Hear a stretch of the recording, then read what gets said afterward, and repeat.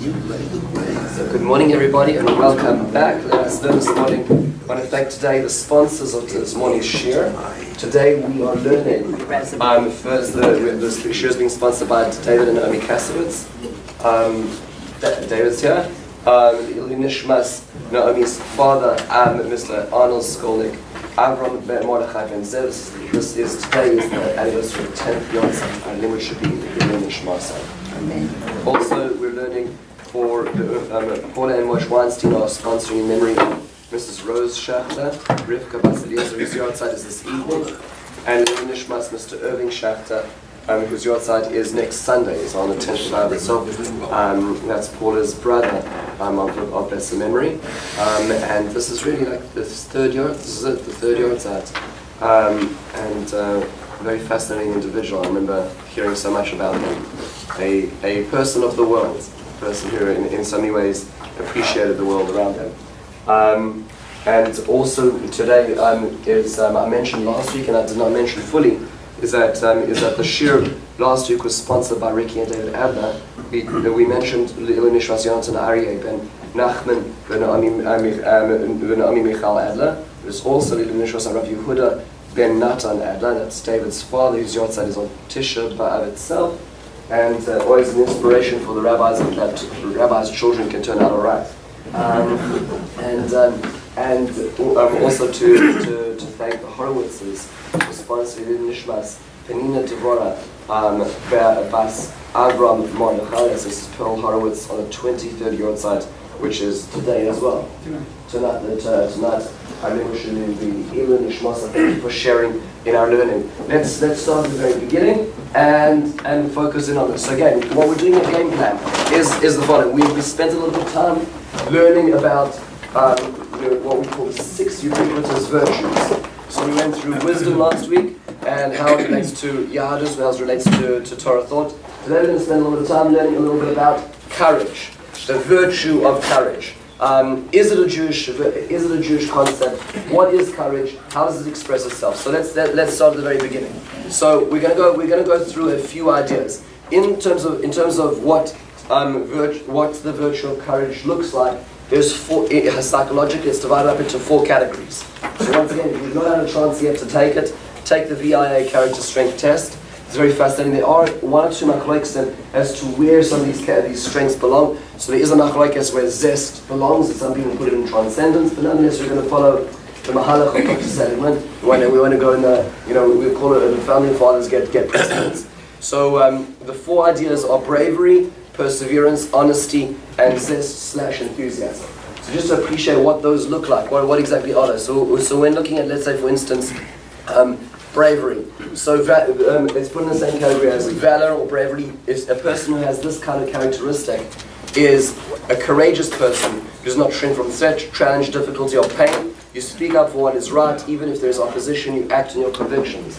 It's important to note that in contemporary psychological thought, this means to say there is a difference between physical or moral valor.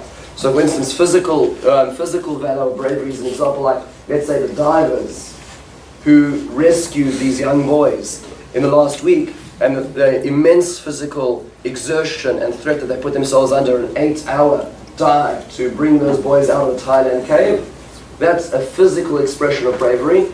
But then there's moral expressions of bravery. So, for instance, let's say a Rosa Parks, who's not going to sit at the back of the bus. A person who's a whistleblower in a large corporation, that's a moral sense of bravery, is also measurable on the same spectrum.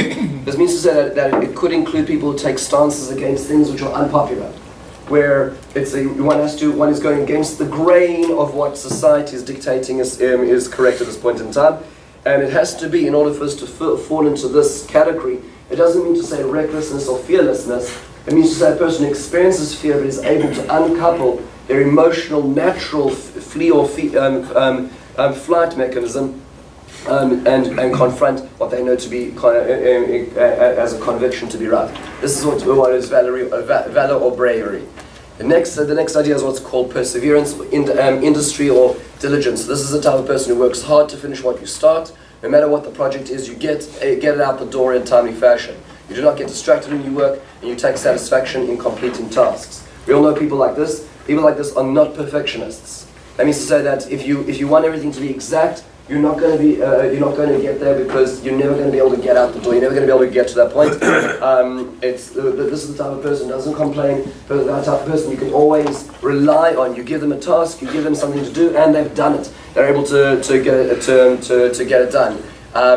We'll talk a lot about this in Etz Hashem when we get to the Torah aspect of this. We'll get a little bit further, God willing, when we get there. Honesty, integrity, or genuineness. This is talking about an honest person, not only speaking the truth and living a life in a genuine and authentic way. You're down to earth without pretense. You are a real person. Again, if this is one of your signature strengths, this is the type of action that you express. This doesn't just mean to say that you keep your word. It also means that the type of that you come across in a genuine way. You know that they say, and interestingly enough, that when you meet a person, they've done experiments where they thin slice. They take a moment where a person gets to see another person for a fraction of a second, and gives their response and what they think about that individual. And then they allow another group of people to spend more time with them, a few minutes to discuss and to talk with them. And they found that the character judgments that were yielded from the person who had a fraction, a thin slice, say, the first tenth of a second, is very similar to the judgments yielded after a number of minutes of conversation, which means to say we judge people very, very, very fast. Genuineness is something which you don't need to show and put up a presentation. It's who you are. This is the type of person who naturally, sincerely comes across as a sincere person, as one of their character strengths. And finally, the last idea of zest or enthusiasm or passion. Regardless of what you do, you approach it with excitement, energy. You never do anything halfway or half-heartedly. For you, life is an adventure. This is every moment, every day. This is the kind of person who gets up every morning in a good mood. I used to be asked not to whistle in the morning when I used to get up by my roommates. It's too early in the morning, they used to say. So this is what zest, enthusiasm, passion. That's this kind of endless energy which always seems to be there. This is this type of characteristic. I just want to reiterate, just so that we are just. I know that we're sponsoring Mr. Skolnick, who's the outside is today, and Mr. Skolnick is here. Now we just walked in. Who's the outside is today? Avram Mordechai Ben Zev, and Mr. Hashem shall continue lachas from the children, grandchildren, and great grandchildren. So let's think about this in terms of Jewish, in terms of Torah thought. It's all very nice to think about those ideas and what they psychologically look like, but let's try to drive it in a little more. What does that look like from a Torah perspective? Can we do this? Can we work this out from a Torah perspective? So it's interesting. Not all of those ideas sound particularly Jewish necessarily, right?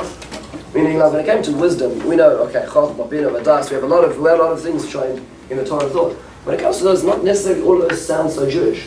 So I was watching. If you're interested, there's a channel on YouTube by this lady called.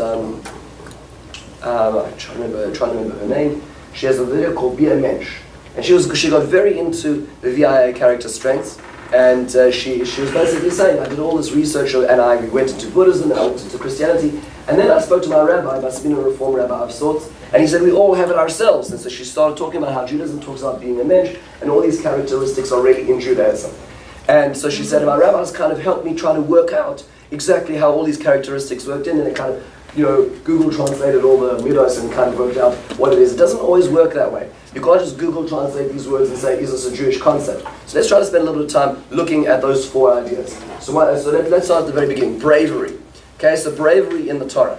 So can we think of people in the Torah who represent the notion of bravery? Right, was that? Okay, great. So example. So I would say definitely Avraham Avinu, right? Meaning to say that when you're told by HaKadosh Baruch Hu to sacrifice your child, your only child, that requires an incredible amount of what we call classic bravery, right? Now the Torah doesn't use a word for that, right? But the Torah describes how he gets up in the morning for that. Now there are examples that somebody mentioned. There's Pinchas, right? I mean, we just mentioned Pinchas. I mean, think about it for a second, right? There's the plague is going on. You're taking a stand which nobody else is willing to take. Not even Moshe Rabbeinu is willing to take the stand. It's going to jeopardize your career. You potentially are going to lose your life in the process, but you know that this is the right thing. and he goes and takes a very violent action. Yeah. When they want to Okay, so that's good. So that's interesting. That comes in. We're going to get to more perseverance. But you're right. There's an overlap between bravery and valor. We'll call valor moral valor, and perseverance. We'll see is actually going to be very much related. Another example is there we go. There we go. So as Ricky said, so Rus. I mean, like, you think about it. So actually, I was discussing this last night with the family, with my mother and my wife, and Rus is really up there. If you think about that, meaning to say, think about the bravery of that decision to leave your entire world behind and to move into a completely new culture, to leave the top rung of one society to start at the bottom rung of another society. I mean, and to self-negate oneself to that degree is almost unimaginable. In terms of examples, what was that? So Eliyahu, there's many examples. I was thinking Eliyahu as well. Avigail, right? Think about the threat that she did to broker compromise between David and Naval, not to kill Naval. There's, just so many countless examples. Why this is important is because the Torah conveys systems of values in numerous ways. One way it does is it says it prescriptively, and the Torah says, do such, be such, right? Tzedek, tzedek, yodov, and that's the Torah telling us prescriptively what to do. The other way the Torah tells us that things are values is descriptively. So the Torah will say, this is what people do, and we have the expectation to learn from that. So here's an example. So just thinking aloud together, there are numerous examples of classic bravery when it comes to Torah. I'd actually like to focus on one of them. And I think that perhaps one of the moments of greatest bravery expressed is in the Tanakh, is a moment with Yonatan and his arms bearer. This happens in Shmuel Aleph Perek Yud Gimel Yud Dalet.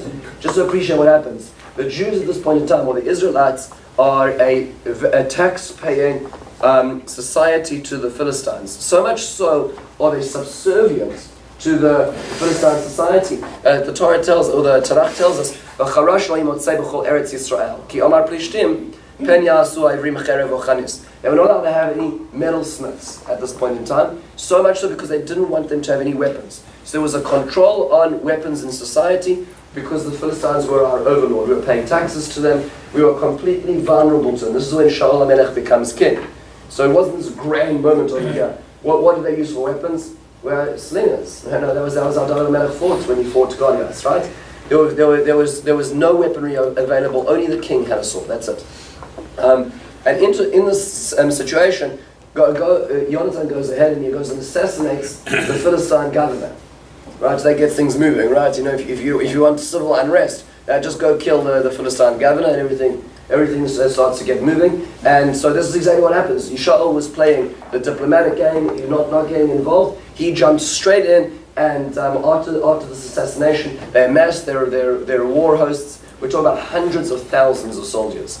And Yishael pulls together his war host, and he has a grand total of 600 men who are willing to come with him. Not a single Bronze Age weaponry in their possession, except for one spear for Yonatan, one spear for Shaul. That's the odds we're talking about now.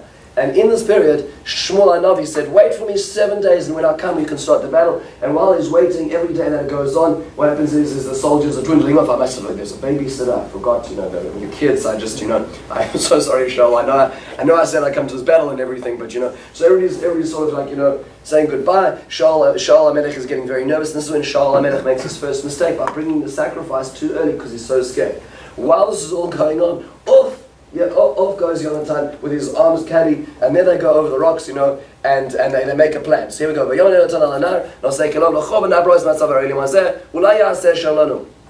He says, let's go attack. What are we waiting for? Like this is the classic moment. This is 2 versus hundreds of thousands of people.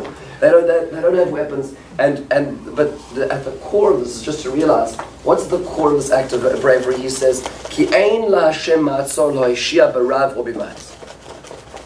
Says Yonatan, the reason why we're going to attack is because there is no difference to Hashem to save whether there are multitudes of us or whether there are simply 2 of us. Meaning, what's at the core of his bravery? The core is ultimately a sense of emunah. That's what's so fascinating. When you look back at all those other examples in Tanakh, it isn't because that these are, remarkably brave individuals. It's because these are remarkably trusting individuals. Just to appreciate the difference.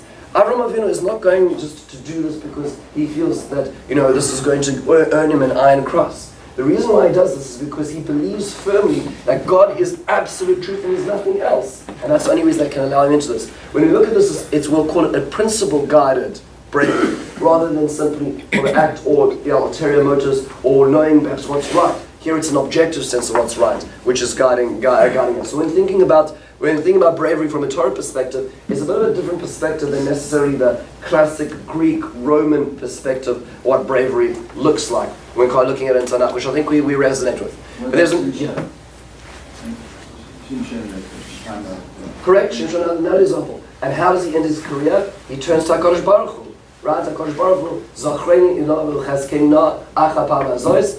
He turns to HaKadosh Baruch Hu. It's always guided by him with it. It's always guided by a deep sense of innate knowledge that HaKadosh Baruch Hu is going to help us. So moving sort of a little bit away, divergent a little bit from a classic view of bravery.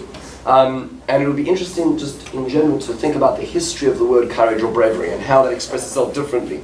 Meaning to say, was moral valor something of interest or value in those days? Or was it only classic bravery on the battlefield?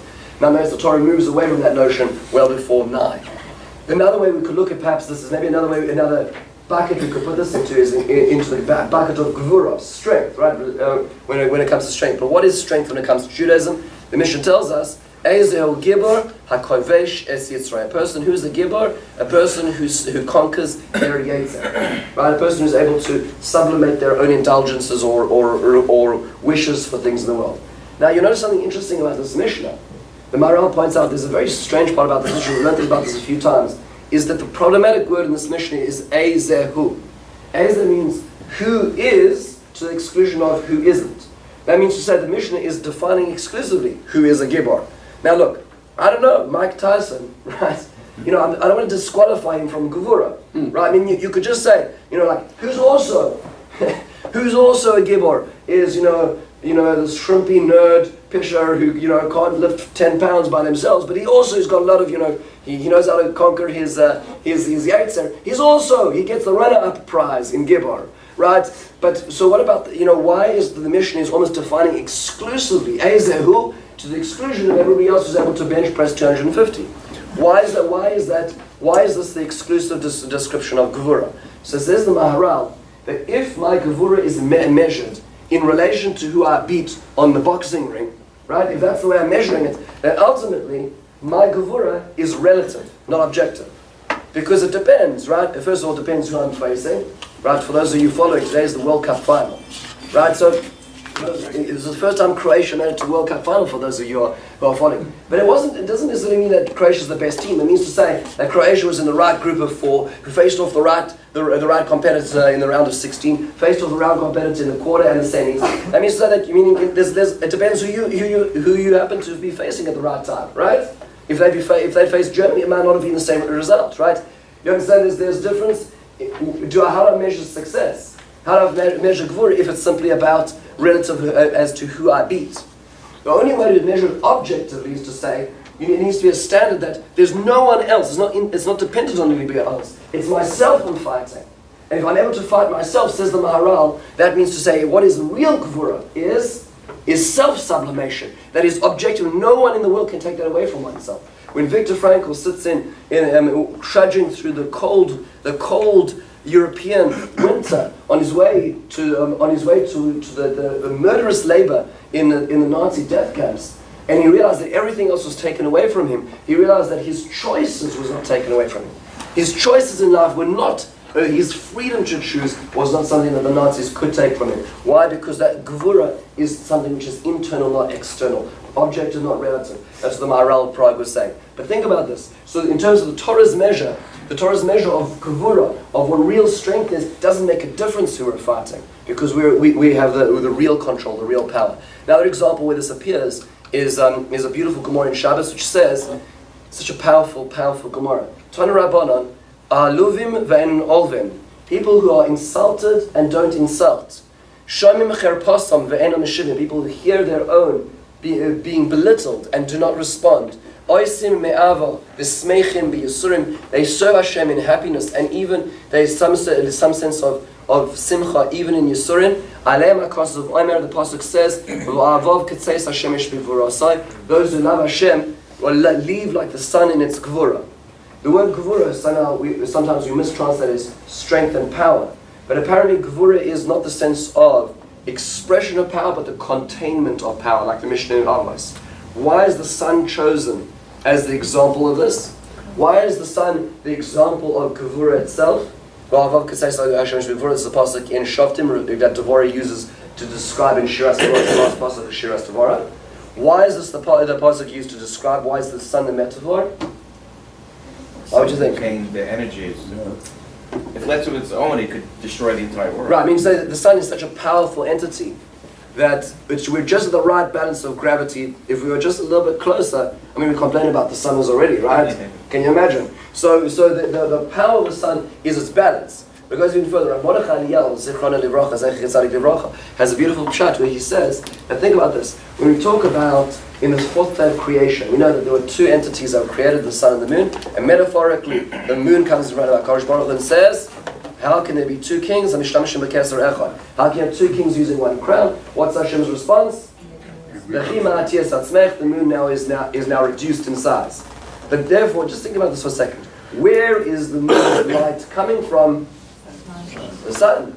Isn't that fascinating? Here you have the entity which was insulted, the entity which was attacked, is still providing the light for the entity which attacked it. If you think about that.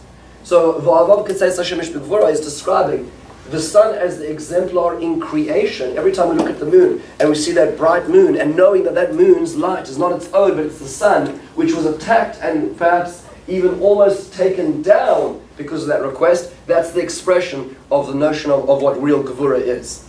Of being able to continue to spread light even to those who were the detractors. That's a very, very, very hard, and this is obviously not referring to abusive relationships, but this is referring to, just to make that very clear. In healthy relationships, this is something which requires a lot of work, a lot of effort, and the sun is looked to. Again, the gevura is not external, the gevura is internal.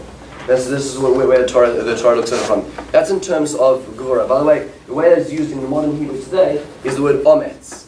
As you notice in Tanakh, the word ometz doesn't appear so much. I mean, koach does appear, but ometz itself, as we use it today in the Israeli army, is not the same as the sort of biblical idea of gevura, or potentially the descriptive expressions of bravery. That's perhaps the most tenuous of the bunch. Let's move to the next one, perseverance, which we'll call hasmana, or as perhaps as one of the translations of perseverance. So for those who like to be competent human beings, this is a book that everybody has to read. It's called Grit by Angela Duckworth. Angela Duckworth is one of the team who teaches in positive psychology in Penn. Right, so she is a very interesting individual. It was a very, very worthwhile book. Its subtitle is The Power of Passion and Perseverance. What she does is she did a lot of research. She was a very interesting person. She was a teacher, and then she sort of reframed her career. Exceptionally intelligent woman. If you have the chance to take a look at some of her TED Talks, and she, in her book, the end of the first chapter, she's moving away from the ideology of, unfortunately, what we think makes success. Well, a lot of the ways we talk about things, we talk about people's skills. We talk about people's abilities as what creates success. She talks about how she's created that more important than necessarily skills or inborn character traits is the grit necessary to push through. So, as an example, she gives an example where she watched the movie Spellbound, and she thought about the spelling bee.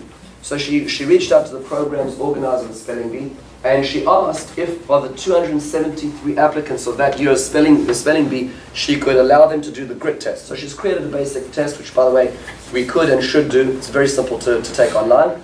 You can find it anywhere. A lot of high schools now actually give it to students incoming, which is of interest.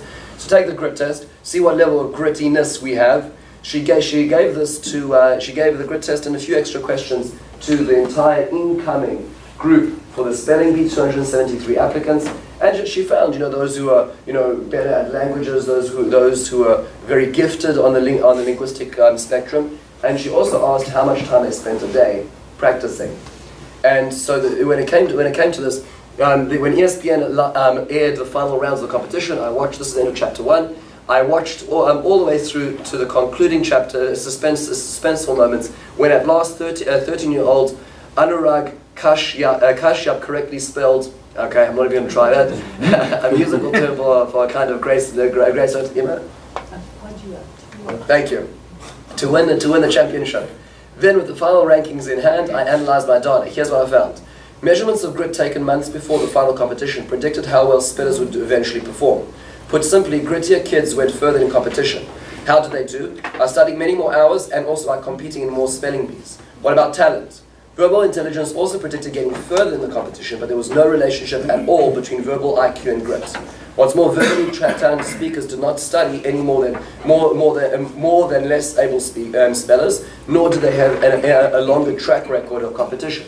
Now you think, okay, well this helps with the spelling bee, but practically in life, how does this really help us? Well, West Point thinks differently because they employed her to work out which of their cadets are going to get through.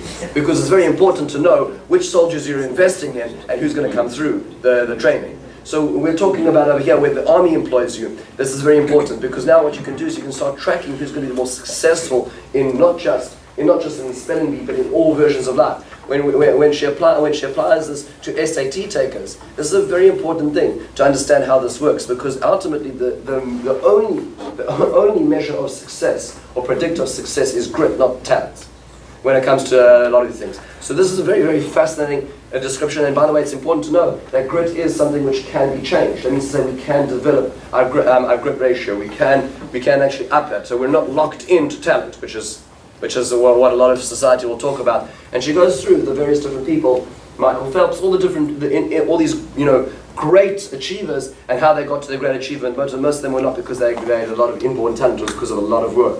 Bezos, she goes through the whole bunch. It's really worthwhile reading. So interestingly enough, when we're looking into Judaism, long before Grit was published, Judaism published a book called the Bible, and it's been a bestseller ever since. And there's been a lot of very interesting descriptions of it. So one example of perseverance is Abraham. As we talked about beforehand, in many different ways. Not in terms of the classic bravery model, but the Torah tells us, Vayava Palit Vayaged LaAvram HaIvri. Avram HaIvri. Why was it called Ivri? Again, what does Ivri literally mean? Other side. Right, Ivri literally means a side. So why is it called the Ivri? So the Midrash Rabbis tells us, Kol ha'olam kula me'ever echad v'hu me'ever echad. And Avraham Avinu was at odds with the societal norms. Think about that. I mean, like, imagine this. It's like, everybody else believes in polytheism, and here's this funny fellow who comes up and says, there's only one God. So what would you do? You say, okay, no play dates with him on Shabbos. I'm not sending the kids down to him. Abraham, there's this place called Times Square, you hang your signs over there, and you do your thing, right? We're going to carry on with society in the meantime, right? Think about the gumption that it requires for a person to get up in the middle of society and say everything that you're talking about is incorrect. To go to the way the Medrash describes this is the idol worship shop of his father, right? That's what the Medrash is trying to convey is, the Medrash is trying to convey this notion of being able to move against the tide despite all odds. He was thrown into a furnace, for crying out loud, right? I mean, you say, this is what it means to say Avram Ivri. Interestingly enough, where does the Torah tell us about the fact that he's an Ivri? What's the context of that previous pasuk? With love. Right, so it's interesting. It's about Lot. Well, what happens to Lot? Lot is taken captive, right? And now he has to engage in a war against the four kings. And these are just like local territorial mafia lords. These, we're saying, Kedar La'amer is Hammurabi. You understand? I'm saying, Hammurabi was the most powerful man of the time. We read his steeds. We can see what he did to the world. We see what he did with his enemies. Avram was the only person to defeat him. This is crazy. So what you see over here is an interesting thing, an interesting ha'ara. And that is moral resilience, moral perseverance when it comes to the way one conducts oneself morally and ethically and theologically, ultimately leads to classic, we'll call the classic bravery model. Isn't that interesting? Where Avram with his domestic Eliezer and 318 folks are able to fight against the mechanized armies of the empires of the Middle East.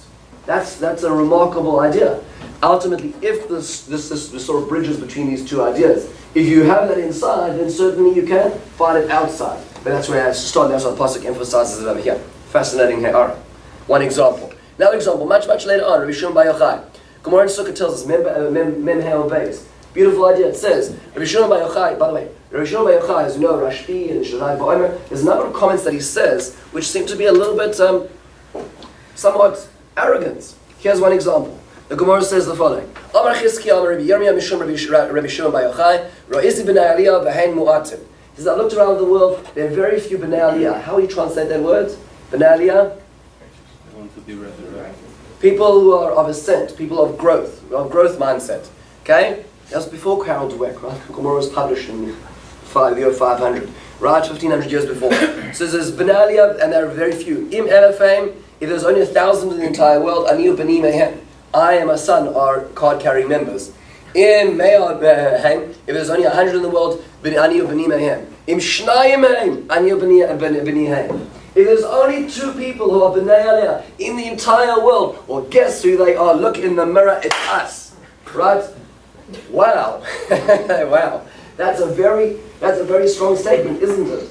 Right? What does that mean? What is Rabbi Shimon Bar Yochai trying to convey to us? So when I spent time in Ner Yisrael, Rav Tendler, who was Zichron Livracha, who was the head of the Mechina of the high school, once said at a meal, and such a powerful statement. I always remember the statement. So you know what Rabbi Shimon Bar Yochai is conveying to us? He's saying the following, very basic idea. And that is, Rabbi Shimon Bar Yochai understood, remember, he's living at times of the Hadrianic persecutions. He's living at a time where societal pressures are very, very great.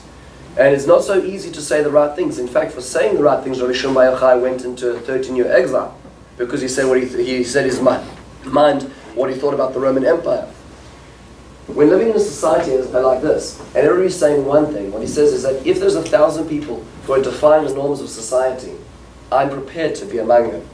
If there's only 100 people in the entire world defying the norms of society, I'm prepared to be among them. If there are only 2 crazies in the entire world who are saying this is blue and the rest of the world says this is red, I'm still prepared to be among them. Do you know that there's tests done about buckling under pressure? So for instance, I'll take a group, entire control group, and I'll have, let's say, it'll be a psychological testing, and somebody will come in, and as if everybody is a volunteer, and I'll give classically I'll give 2 lines, and the one is clearly longer than the other. And the tester will say, which line is longer, and everybody in the group will say the shorter line is longer. And I'll wait for the other person to make a decision under group pressure as to what's going, which line is long. And they know, physically speaking, they're looking at the page, the line is shorter. And I believe the statistic is 30% of people buckle under pressure to conform. Right? Which is a bit of a shocking statistic, right? Because, it's all right with the lines, but when it comes to Hitler's willing executioners, it's a little more serious, right? So we have to think about what that means to be able to have the resilience, the perseverance, to be able to make decisions despite what society is saying. That takes a lot of work. Another example of this in Judaism is later on, let's go back to Rav Hutner now. Rav Hutner has a beautiful letter which was sent out many, many years ago, and he says it so powerfully. This is a very, very famous idea, but this is where Rav Hutner says it in such succinct words. He says the following. Hachocha mikol adam omar sheva yipol tzadik v'kom. Quoting Mishlei, that Shlomo Melech says that 7 times the tzadik will fall and arise. Hatipshim, this is very much Rav Hutner. Hatipshim choshvim ki kavonosa b'derech revusa. The fools think that what this means to say is like a chiddush. This is telling you a chiddush. That what? Afal pi shesheva yipol tzadik mikol makom hukav. In other words, despite the fact that you're trying to be a good human being, you want to be a good human being, despite the fact that you fall 7 times, you still make it. Right? That's the way we see it. Meaning to ignore the interludes, and you're alright, you'll still reach your destination. So that's not the way to read it. The wise people understand that the truth is that Shemahus Hakimosh Shel Tzadik Hi Derech Hasheva Nefilas Shalom. The only way a person really becomes the tzaddik is via, not despite, the 7 falls. That's the only way to get there. The perseverance to get up after each time one falls. Through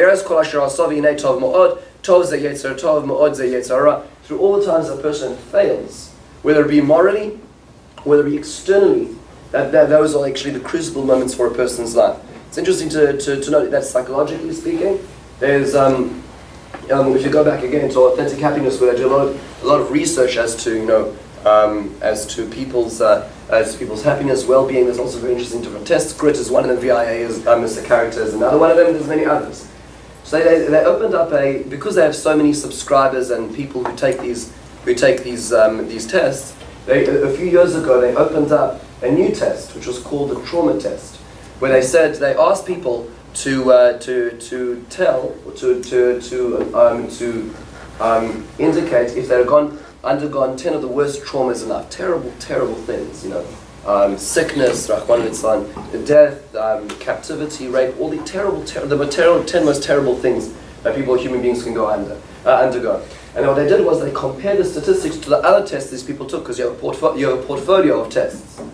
And they found that the average well-being and happiness quotient in people who had one of those items on that list of 10 was higher than the average person in society. And a person who experienced 2 of those or had a higher happiness quotient than even somebody who had 1. Now, this does not mean to say that people should ever opt in for this. That's already what was indicated by the research. But it does mean to say that so many times, through what's called PTG, post-traumatic growth, there is the ability to be able to become, through that crucible moment, even more resilient, even more, in fact, life-changing moments having gone through. This is what Rav was saying over here, is that the ability to be able to become, to walk up, to stand up again after this, is not the despite, but the because of who one becomes. That's what in terms of the perseverance. So 3 ideas in this was that it was Abraham, Shimon, Yochai, and Rav Hutner's ideas in the perseverance side and the Hasmona idea. Moving to number 3, Yosher and honesty. I think this is such a fascinating idea. Why is it that positive psychology puts the honesty into the bucket of courage? Or to be honest. such a fascinating thing. You've got to put honesty. Honesty is a universal strength. That means to say it's not ubiquitous; it's universal. That means to say that all societies value a yosher, that value honesty. But it is interesting that it's put into the category of courage because obviously the assumption is that it's not so easy. That's the assumption that's made. And unfortunately, all we need to do is read the newspaper every day and realize. Okay, you take responsibility. So the aspect of taking responsibility. But it sounds like what they're saying is that when a person's confronted with a decision, it takes an element of courage to be honest. So I like to question that. So for a human being, is a human being by nature honest or not? That's just a question. Here's what the Medrash says. The Medrash says in Bereshis, such a powerful Medrash. The Medrash says that at the time that HaKadosh Baruch Hu wanted to create humanity, so it says, Na'aseh Adam, let us make human. Which means that HaKadosh Baruch Hu is consulting with somebody, right? Who's HaKadosh Baruch Hu consulting with? So it's not so simple. The Ramban says he's making a good partnership with the Aretz. When the Rashi says he's consulting the Palmalia Shomala, the heavenly host. What does that mean? So the Medrash says, Simon HaKadosh Baruch Hu livrois es Adam Rishon. When HaKadosh Baruch Hu wanted to create the first human, Na'asu Malachi Asharis Kitim V'chaburos. There was a lot of disunity, discord in the heavenly host as to whether this is a worthwhile enterprise. Mehem Amrim Al Yivra, Mehem Amrim Yivra. Some said let's go for it, some said no. V'hadahu Tivsiv, Chesed V'emes Nifkashu Tzedek V'Shalom Nishku. No, this is referring to the different attributes in the world. So what happens? What's the argument? So here we go. Chesed Omar Yivra. Chesed says, the notion, the virtue of Chesed says create humans. Why? Shu Gonel Chasadim. Because ultimately, this human being is going to do tremendous good. Look at the goodness they're going to do. Look at the amount of volunteerism that went into helping the unified help in the world to get those boys out of that cave. That's unbelievable, unprecedented. It's worthwhile. Go for it, says Chesed. Emes Omar Al Yo'iv Rosh Kula Shkarim. Emes says that human beings, there's not an honest day they live in their lives, right? Where there will always be liars. Tzedek Omer Yivrashu Oisei Tzedakos. Tzedek says they look at the righteousness that they're going to be able to do. Look at the justness they're going to apply in the world. And Shalom Omer Al Yivra Dekulei Ketata. Shalom says, no, there's never been a decade without a war since creation, so don't do that. Don't create the human. So Ma Asa HaKadosh Baruch Hu Natal Emes V'Yishlicha La'aretz.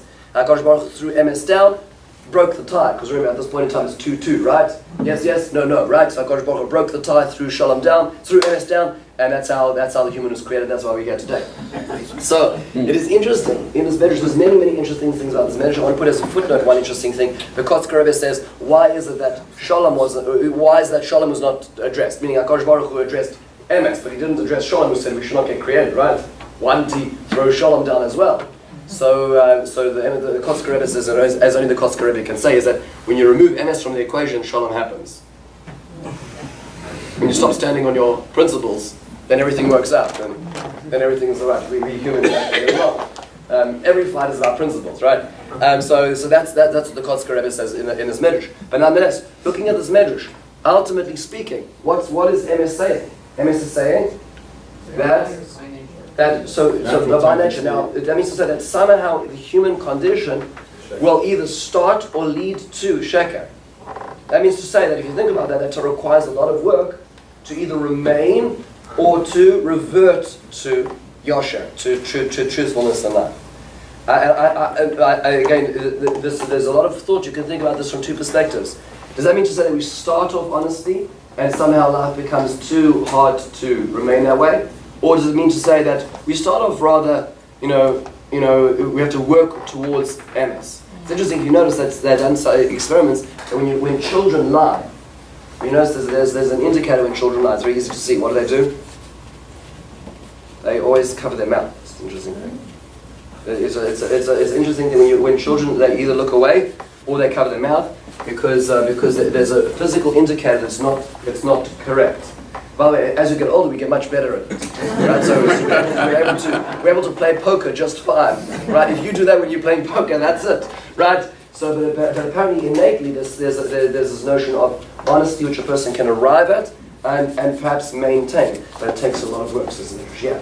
Why do we have to take the word checker literally? Isn't it just the fact that when you look at something and I look at something, we're looking at the perspective of what we can understand or see, or what our ideas of what we should be seeing? Good call. Very possible as well. It's very, very possible as in that respect. I was generalizing it to that sense itself. There is one other place where this appears, and which I think is very fun. There's many places, but this is one place I'd like to focus on. This is the introduction that Netziv has to Sefer Bereshis. Every book of the Torah has got different names. So we call it Sefer Bereshis. The Ramban, for instance, calls it Sefer HaYetzirah, the book of formation, and the Bahag it calls it Sefer HaYashar, which is the book of Yashar, of Yashras. He goes to Bilam Arosha, and Bilam says that Tamos nafshi mos Yesharim, v'tiyachrisi kamohu. Bilam says, I want to die like the Yesharim. Who's he referring to? So the Mefarshim say he's referring to the Avos, the patriarchs and the matriarchs of our nation were called Yesharim. Why were they called Yesharim? So the Netziv says a very chilling thing. He says that he quotes a pasuk in Azino, and he says, Al pi atzur tomim pa'alav tzadik v'yashar hu. HaKadosh Baruch Hu says that he is tzadik and yashar. Hashem is tzadik. What does that mean? To shevach yashar hu ne'emar lahatzdik din HaKadosh Baruch Hu b'churban bayis sheni. Why is the pasuk in Azino saying that Hashem is yashar? Because it's to tell that Hashem did the right thing when it came to the second base of Mikdash, when he destroyed it. She'ador ike she'pesalto, because it was a twisted generation. What does that mean? Upirashnu shayu tzadikim chasidim v'amnei Torah. They were great people. They did all the mitzvahs. Le'mahadrim. Ach lo hayu yesharim b'tachlis olamim. They weren't really yesharim. Al kain, mibnei sinas chinam shebilimam ze choshtu es mi shero shenoheg sheloi kedartam b'yiras Hashem shu tzeduki yu apikoros. So b'al yedei ze v'shvichus damim. So says, the generation of the second Beis Hamikdash were fine and upstanding people. They were Yirei Shamayim, they were tzaddikim, but they weren't Yesharim. So the pasuk says in Ha'azinu is that tzaddik v'yasharhu. HaKadosh Baruch Hu says he's tzaddik v'yashar, and the reason why he destroyed that generation was, the reason why the Beis Hamikdash fell was because it's not enough to have Yiras Shamayim, it's not enough to have tzidkos, you need to have yashras. And he says, where do we know this from? He says it goes back to the first book of the Torah. The first book of the Torah is an exemplifying of what it means to be have yashras. Abraham didn't have the Torah. He didn't have all the commandments. He didn't have all the eyes to doctrine that he used to cross. The Medrash says that he fulfilled them nonetheless. He was able to tap into the spiritual meridians. But what was he? He was Yashar. When it came to the fact that he had people he disagreed with ideologically. They lived in a place called Sodom. When they were slated for destruction, he still went out and prayed for them. And he goes on to describe numerous things, which means to say that in a certain sense, the inception of our nation was not through Torah and Yiras Shamayim, but through Yashras. That's really what it came to. And that's what it says in the Netziv. That's how we say, Derech Eretz, Kadman Torah. Is that in order to be able to receive the Torah, in order to be a viable container for the Torah to be poured into, it has to start with Yashar. which means that the characteristic of Yosher is a prerequisite for a life of Torah, not an afterthought. That's how essential it is to us. I remember when I was speaking to, I mentioned the story a few times, I was speaking to Mayor Tversky about a particular, very cloudy decision that we had to make in our lives.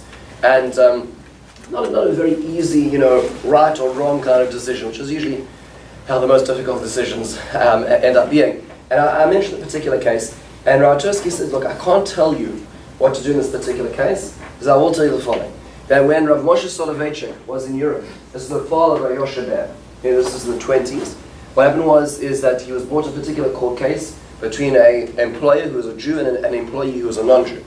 And while he was in this meeting, in the middle of this Din Torah, the Jew turns to him and says in Yiddish, Rebbe cut me a good case. Now, a good deal. Now, when you say something in Yiddish and you ask a judge to do that, that's a very good indicator that you're not correct, right? That's clearly you don't ask for righteous judgment if you're correct. So Rabbi Moshe Soloveitchik stood up and he hit the table and he says, "Pay him up right now." Without any further adjudication, he made the employer pay up the disputed sum to the employee. That was that, and he forgot the court case till just a few years later, when at 10:30 at night there was a knock on his door, and there was this fellow who was there and said to him, "They're coming for you in the morning, get out." The reason why Rav Moshe Soloveitchik was able to make it to America, was able to make it to Yeshiva University, and ultimately bring his son later on, Rav Yoshua Soloveitchik, was because it wasn't about hanky-panky, it wasn't about who's who and what's gonna line my pockets later. It was about a state of Yashrus. And that's where ultimately where it comes from. It takes a lot of work to get there. And in fact it takes a lot of work against the human natural twisting or natural rationalization to get to the end. And finally, the last idea was Rizos zest, power of passion. So let's just take a look at this for a moment. One of the places that we learn this from is, in fact, the ant. Where Shlomo Melech says, "Leich el hadmala nimala atzel re'ed rachel v'chakam." You want to learn about characteristics? Go take a look at the ant. How? Why? Asher en la kotzin shoter moshel. It has no policing force over it. Tachin b'kaitz lachmo ogra b'kaitz ma'achala ad mosai otzel tishkav mosai takum mishnasecha. Look what it does. Look how hard it works during the summer, and why don't you learn from it? Not sleeping, not wasting time, not dawdling. This is what the ant accomplishes. In fact, statistically speaking, the ant collects way more than it'll ever eat in its own lifetime, and for the colony itself. So we're learning from this. It's fascinating. If anybody had ever opportunity of reading Camelot, the For Once and Future King by T.S. White, the first book is called The Sword and the Stone, long before Disney's terrible rendition of it. It's really worthwhile of actually reading it. And when water's turned into an ant, it's a beautiful description of what it means to say sort of group mindset and thinking. Well, that leads us to an interesting question. That is how are we supposed to learn from the ant at the end of the day? That's how it's programmed, right? Meaning it's getting essential instructions from the colony. It's not as if this ant is saying, one day, today I think I'm going to work a little harder, right? The ant is doing this because it was programmed to do so. How are we supposed to learn from that?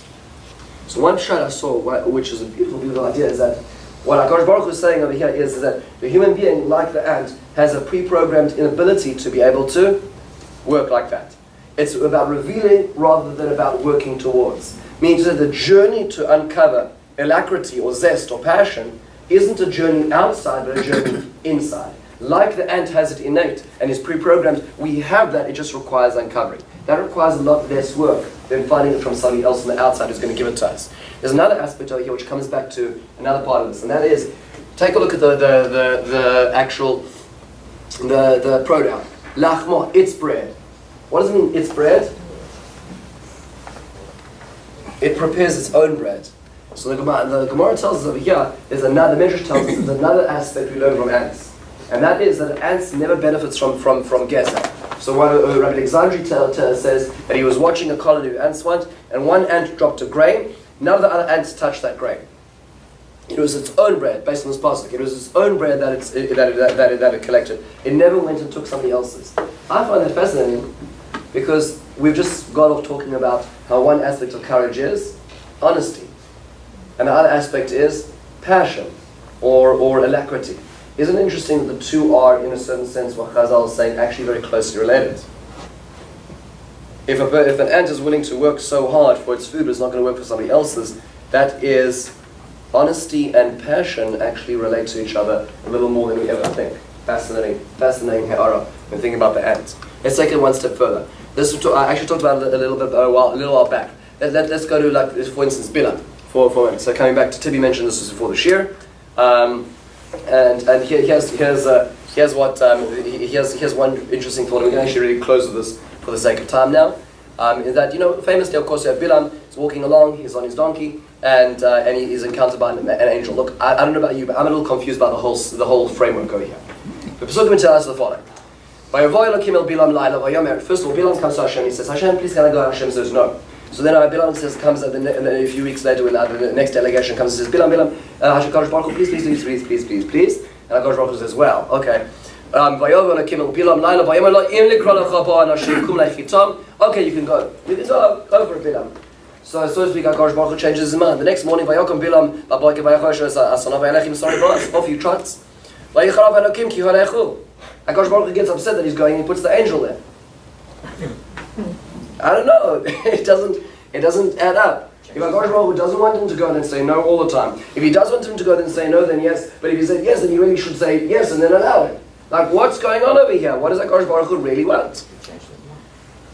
Now, God doesn't change his mind so much. It's an important thing that Christianity has not gotten worked out yet. God does not change his mind. So now, so it's. I think I had a rabbi yes, we talk did talk about this. Yes, there was a rabbi talked about this. I actually want to test. I don't want to test anybody who remembers this, but I'm very proud to see that 3 weeks ago I did talk about this on Shabbos. Rav Shimon Schwab makes a very interesting point. I think it's really important to rephrase this point, and that is that the operating principle is the following. The operating principle is, let's see if we can actually find it. The Gemara tells us in Makos the following. HaKadosh Baruch Hu has this principle that although HaKadosh Baruch Hu defines or conscribes the way the world's going to run, HaKadosh Baruch Hu allows us to do what we want. He gives us license to do what we want in this world. In the way that you want to go, HaKadosh Baruch Hu is going to let you go. So enjoy it. And if you ever think this is just a theory, look at the Middle East. They're using their free will pretty effectively right now to the chagrin of God. Right, so the HaKadosh Baruch Hu will ultimately acquiesce to human will if they really want to do this. That's what happens here. And where does the Gemara learn this from? The Gemara learns it from Bilam, right? Because it says Kum Leichitom. Because Bilam says HaKadosh Baruch Hu, I really want to go. So HaKadosh Baruch Hu says, okay, you can go. So it means to say that HaKadosh Baruch Hu had a plan, and ultimately Bilam wanted to do something against that plan. So HaKadosh Baruch Hu ultimately acquiesced to his request. That's what the Gemara learns. Now, let's take this a little further. Rav Shimon Schwab argues that this klal in the Gemara is actually limited. There's an asterisk which you can't see in the Gemara, right? Which limits this rule. And this is how it's limited. Is it only works when you do this out of full and wholehearted passion for that idea. Meaning, if half-heartedly you say, I figured I'll go, that's not going to cut it. HaKadosh Baruch Hu is not going to change his plans because you decided one day that you want to do rollover and decide to do something. It's when you really believe in something, that's when HaKadosh Baruch Hu may change his plans to allow your free will to actually override perhaps one of the moments one of the ideas he had in life. Now that's a bit of a dangerous thing in life, right? Especially when you have a fellow who's trying to curse all the Bnei Israel and make sure that they never enter the land of Israel. So what happens over here? Because HaKadosh Baruch Hu does a brilliant thing. He says, Bilam, I'm going to allow you to go, but I'm only going to allow you to go. It says, if you go back to the actual psukim over here, he says, Kum leichitom. Rashi says, what does it mean? Itam? It says, for their needs. If they pay you a good paycheck, if the honorarium is worthy. Right? That's when you can go. What does HaKadosh Baruch Hu say? Don't go for the passion. Don't go for the ideal of hate. Go for the money. That's fine, because if it's for the money, then it's for yourself. It's for yourself. You're not going to succeed in cursing or changing my plan. Mm-hmm. Go for it. What happens the next morning? Off he goes. And you notice the funny thing about this is, where are the Sorei Balak? Where are his ministers? Bilam's all by himself over here, and when he's encountering this angel. Why is he only with his nine? So says Rosh Shimon Schwab, it's sort of like you zoom out, there's the delegation walking around nice and deliberately on their camels and donkeys, and where's Bilam? There he is, trotting at full force ahead. That's where he is. Why is he there? Well, the answer is because he really believes in this. Meaning he said to HaKadosh Baruch Hu, I'll do it for the money, but the next morning, out there he is at 5:30 alarm in the morning on his donkey running towards Bnei Israel. Clearly something else is guarding Bilam over here, and that's passion. Passion is dangerous. HaKadosh Baruch Hu says, Vayichar af Bilam ki halechu. He's not with them, he's going ahead. He's saddling his own donkey. You need, if that kind of thing is dangerous, HaKadosh Baruch Hu needs to say, let's put him back there. And that's why it says at the end, afterwards, he could walk with them as long as he's going with them, as for their sake, for his sake, then it's fine. Then he's no longer a danger or a threat. The rule over here, the grain over here says Rosh Hashanah Schwab, is that we can actually change the plan, so to speak, but only if we really have passion. Only if we really have passion. Example, so how do we get rid of that? You can say, what about all those enemies who are passionately plotting to kill us all day long and night? So the Gemara tells us, well, don't worry, there's one way we can do. There's one way out. The Gemara says, by Bilam, it says, the Gemara, this is the Midrash Tanchuma, it says, Ela mirav sina shesones Yisrael kad masa v'amad b'zuzos huva atzmai. There's a notion what's called sina makalkeles ashura. And when you're really passionate about something, you forget the norms of society. Bilam is a dignified fellow. He has his own lackeys, his own valets. They saddle his donkey for him. But suddenly what's happening? He's saddling his own donkey. Why is he doing that? Because that's an indicator that he really hates the Jews. He really wants to go out there and curse them. So the Midrash says, no, Amalei HaKadosh Baruch Hu, Rasha kfar kadamcha Avram avihem la'akedas Yitzchak b'nai. Don't worry, somebody lived in history who was passionate about what they were doing, but not for hate, but for love. And who was that? That was Avram. Vayashkem Avram avoyke vayachavash eschamorei. He saddled his own donkey. Avram also had a staff. But he didn't do it himself. He didn't let them do it. He did it himself. Why? Because he had that sense of passion. And that, in a certain sense, what the Midrash is telling us is, it's true there are many passionate people trying to kill us all the time. And they're spending a lot of time and ingenuity trying to do it. But ultimately speaking, it is when we express passion that we ultimately protect ourselves from those on the outside. Coming back to a beautiful quote from Alan Payton, from Cry the Beloved Country, he says, when I ascend to heaven, I'll be asked, where are your wounds? When I will be answered, I haven't any, I'll be asked, was there nothing worth fighting for? Was nothing worth fighting for enough? Think about what the power of that statement. Is there something we're fighting for? And we talked about a little bit a few weeks ago, or we simply guided by the entertainment of the society? Are we in a passive state of existence worrying about simply the next show, or are we fighting for something like our enemies are fighting for? Are there any Avram Avinus or Bilaz? This is what Judaism says about Zrizos. Last idea and how we get there, because this is the last most important point. And that is the Sefer, of course, Mesilas Yesharim. One of the Sefer Mesilas Yesharim is a system of midos, based on Rabbi Pinchas ben Yair, which is a ladder of midos which go in sequential order. I remember that the first one is Zehirus and Zerizus, right? And Zerizus is number 2. So I have a friend who was in YU, and in YU there used to be certain Chabad Shlichim used to come on Thursday nights to learn Chassidus. I said, you would learn a little bit of Chassidus. He says, I'm sorry, I'm still working on Zehirus. It's early on the chain. So Zerizus is the second midah, and he says, where does it come from? How do we stimulate this? Where do we get this from? So he says, this is where it all comes from. Bizbonin od shekamosha Zerizus, who told us Haislatus Apnimis. When you say Zerizus, alacrity comes from an internal burn or zest. Kain min Zerizus ivoled Haislatus. Alacrity generates an internal energy. Behind kimisha margish atzmai b'maaseh mitzvah kamoy shehu memaher tnuasa achitzona kain hu goyrem shetiv arboy tnuasa pnimis v'cheshish yiskaber lielech. How do you feel it? It says in Mesilas Yesharim, do it. It's a cycle. There's the cycle of energy is we don't wait for things to happen. And I'm feeling it this moment. And now I'm going to do it. I'm going to get into it because it happens 1.5 times a year. You know how you get there? Is you start doing it. Once you start doing it, it starts happening. Once it starts happening, you keep doing it. And that's where the passion comes from, it says. So this is the core of passion itself. And I believe that ultimately speaking, in terms of starting that circle, I believe that when you look at all of these ideas of courage, all of these ideas of courage in a certain sense are value-driven. Whether it be the ometz, the bravery, which is value-driven in terms of emunah, whether it comes to when we talked about yosher, zrizus, or hasmada, all of these are essentially based on a sense of prerequisites, of principles of knowing what is right, and believing what is right, and doing what is right, even though I might not be necessarily there. I believe that ultimately, the argument I like to make at the end is that zrizus, that the passion to do things, is the underlying core of the rest of the other three. If a person has a sense of passion, that passion will allow them to persevere, will allow them to be honest, will allow them to express bravery, whether it be moral or physical in the rest of the situation. But it takes a lot of work to get that dynamo working. How did we start? action oriented. This is I like to take questions in just one.